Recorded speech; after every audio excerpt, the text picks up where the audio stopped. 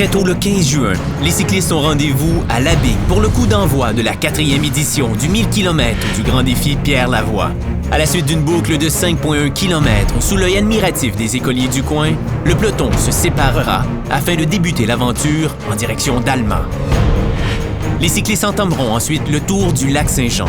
Durant cette étape, ils longeront le lac en direction de Dolbeau-Mistassini, un magnifique saignement comprenant des paysages à couper le souffle et des bleuetières pour le bonheur des gourmands.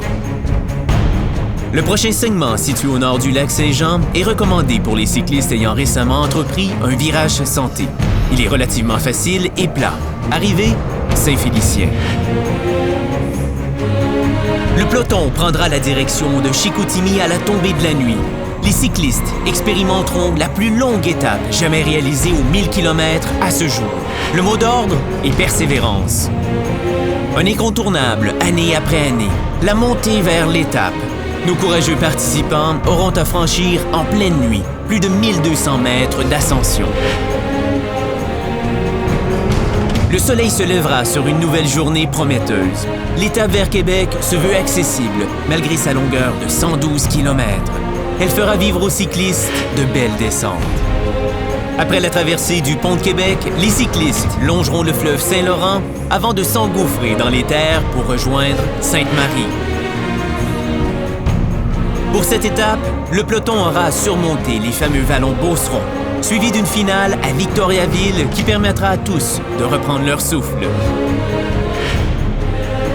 Les cyclistes auront le plaisir d'explorer les richesses de la région des Bois-Francs.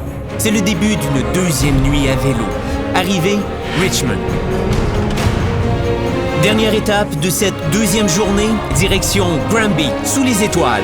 Le serpent lumineux sera uniquement composé de cyclistes aguerris.